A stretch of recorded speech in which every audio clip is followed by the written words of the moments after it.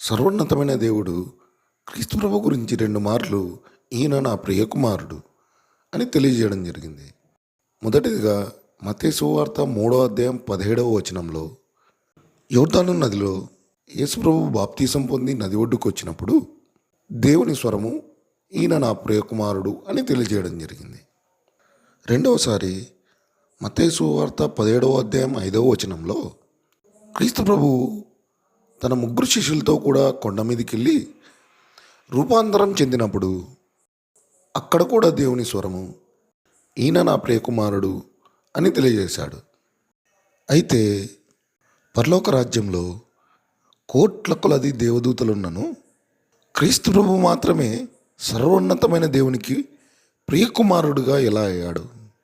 ఇక సర్వోన్నతమైన దేవుని గురించి ఈయన నా తండ్రి అని క్రీస్తు ప్రభువు మినిమంగా 100 సార్లు తెలియజేశాడు. అయితే క్రీస్తు ప్రభు సర్వోన్నతమైన దేవునికి ప్రియకుమారుడుగా ఏ విధంగా అయ్యాడో, సర్వోన్నతమైన దేవుడు క్రీస్తు ప్రభుకు తండ్రి ఏ విధంగా అయ్యాడో తెలుసుకునబోయే ముందు ఒక చిన్న అంశాన్ని పరిశీలన చేసుకుందాం.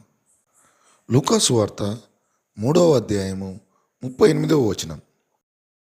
కేయినాను ఎనోషుకు, ఎనోషు షేతుకు, షేతు ఆదాముకు, ఆదాము దేవునికి కుమారుడు.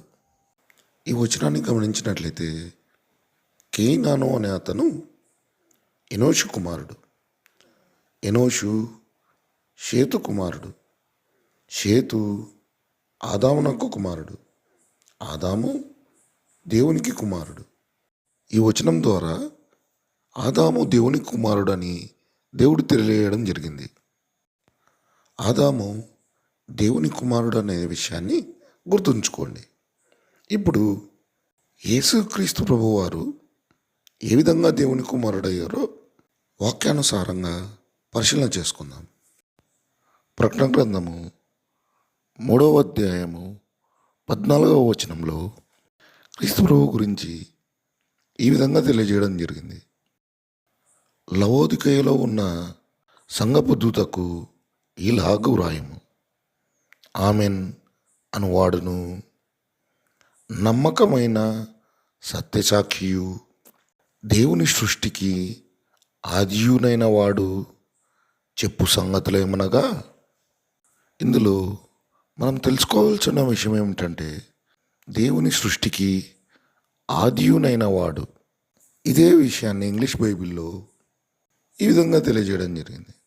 The beginning of the creation of God, అనగా దేవుని సృష్టిలో మొట్టమొదటి సృష్టి, అనగా మొదటిగా సృజింపబడినవాడు.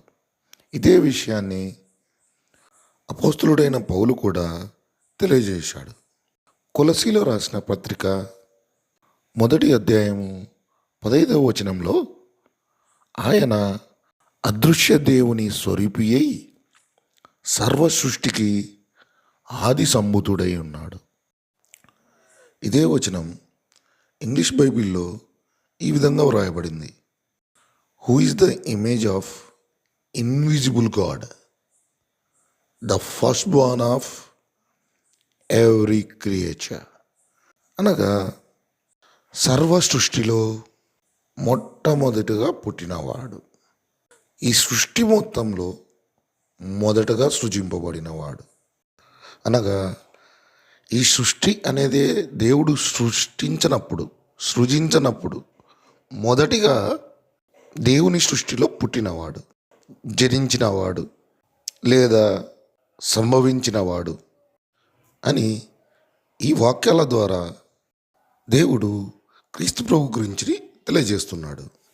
దేవుని సృష్టి అంతటిలో చివరి దినమైనటువంటి 6వ దినాన సృజింపబడినటువంటి ఆదాము మనుషులలో మొదటగా సృజింపబడినందువల్ల లూకా సువార్త 3వ అధ్యాయం 38వ వచనంలో దేవుని కుమారుడు ఏ విధంగా అయ్యాడో అదేవిధంగా ఈ సృష్టిలో ఏదియు సృజింపబడక ముందు మొట్టమొదటి సృష్టిగా క్రీస్తు ప్రభువును సృజించినందువల్ల క్రీస్తు ప్రభు దేవుని కుమారుడు అయ్యాడు.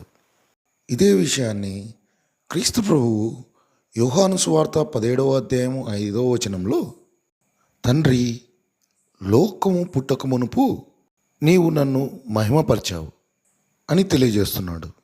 ఇంకా 24వ వచనంలో కూడా, జగత్తు పునాది వేయబడక మునిపే నీవు నన్ను ప్రేమించావు తండ్రి అని తెలియజేస్తున్నాడు. క్రీస్తు ప్రభు దేవునికి కుమారుడు ఏ విధంగా అయ్యాడో పరిశీలించాం.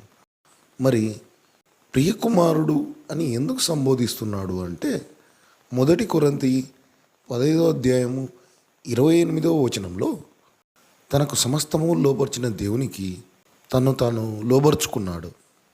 ఇక్కడ క్రీస్తు ప్రభు పరలోక రాజ్యంలో తను తాను దేవునికి లోబడును అని పౌలు ద్వారా దేవుడు తెలియజేయడం జరిగింది. ఇక భూమి మీద తను తాను ఏ విధంగా దేవునికి లోపరుచుకున్నాడో ఫిలిప్పీలకు రాసిన పత్రిక 2వ అధ్యాయము 6వ వచనం నుంచి చూచినట్లయితే, ఆయన దేవుని స్వరూపము కలిగిన వాడై ఉండి దేవునితో సమానముగా ఉండుట విడిచిపెట్టకూడని భాగ్యమని ఎంచుకొనలేదు కానీ, మనుష్యుల పోలికగా పుట్టి దాసుని స్వరూపము ధరించుకొని తన్ను తానే రిక్తునిగా చేసుకొనెను. మరియు ఆయన ఆకారమందు మనుషుడుగా కనబడి మరణము పొందునంతగా, అనగా శిలువ మరణము పొందునంతగా విధేయత చూపిన వాడై తన్ను తాను తగ్గించుకొనెను. 6వ వచనాన్ని పరిశీలించినట్లయితే, దేవునితో సమానంగా ఉండుట విడిచిపెట్టకూడని భాగ్యమని ఎంచుకొనలేదు. అనగా తండ్రి అయిన దేవుడు క్రీస్తు ప్రభువును నువ్వు భూమి మీదకి వెళ్ళి శ్రమపడి శిలువ మరణం పొందాలి అని సెలవిచ్చినప్పుడు, క్రీస్తు ప్రభు దేవునితో సమానంగా ఉండే భాగ్యము విడిచిపెట్టకూడదని అనుకోకుండా తండ్రి మాట చొప్పున మనుషుల పోలికగా పుట్టాడు. అంతేకాకుండా దాసుని స్వరూపము ధరించాడు. రిక్తునిగా అంటే ఏమీ లేని వానిగా చేసుకొని తండ్రి మాట చొప్పున తన్ను తాను తగ్గించుకున్నాడు, లోబరుచుకున్నాడు. అంతటితో ఆగలేదు. 8వ వచనాన్ని గమనించినట్లయితే, మరణము పొందనంతగా కొరడ దెబ్బలు తిన్నాడు, అవమానాలు పొందాడు, ఉమ్మి వేయించుకున్నాడు, శిలువ మరణం పొందినంతగా చేతులలో మేకులు కొట్టించుకున్నాడు, కాళ్ళకు మేకులు కొట్టించుకున్నాడు. తండ్రి, నా ఇష్టము కాదు నీ చిత్తమే నెరవేరాలని తన చివరి రక్త బిందువు వరకు చిందించి తండ్రికి లోబడ్డాడు.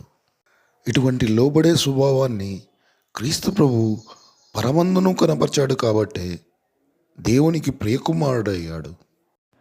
అందుకే పరలోకమందు కోట్ల కొలది దేవదూతలున్నను తన ప్రియకుమారుడైన క్రీస్తు ప్రభునే భూమి మీదికి తన చిత్తాన్ని నెరవేర్చడానికి సర్వోన్నతమైన దేవుడు పంపించాడు. అదేవిధంగా క్రీస్తు ప్రభు కూడా తన ఇష్టం కాదు కానీ తండ్రి చిత్తాన్ని సంపూర్ణంగా నెరవేర్చాడు. క్రీస్తు ప్రభువుకు కలిగినటువంటి ఇటువంటి స్వభావాన్ని, అనగా తాను నిందింపబడి తిరిగి నిందించలేదు, తాను దూషింపబడి తిరిగి దూషించలేదు, ఓర్చుకున్నాడు, సహనం చూపినాడు, క్షమించుకున్నాడు, కొరడా దెబ్బల వంటి మాటలను భరించాడు, కొరడా దెబ్బలను భరించాడు. తన ఇష్టాన్ని వదిలేసుకున్నాడు, తండ్రి ఇష్టాన్నే నెరవేర్చాడు. ఇటువంటి మనసు నీకును నాకును ఉన్నట్లయితే మనము కూడా దేవుని కుమారులు అనబడుతుము. అలాగే పరలోక రాజ్య వారసులమగుదుము. క్రీస్తుకు కలిగిన ఇటువంటి మనసు మనందరికీ తండ్రి అయిన దేవుడు ప్రభు అయిన యేసుక్రీస్తు నామమున దయచేయును గాక. ఆమెన్.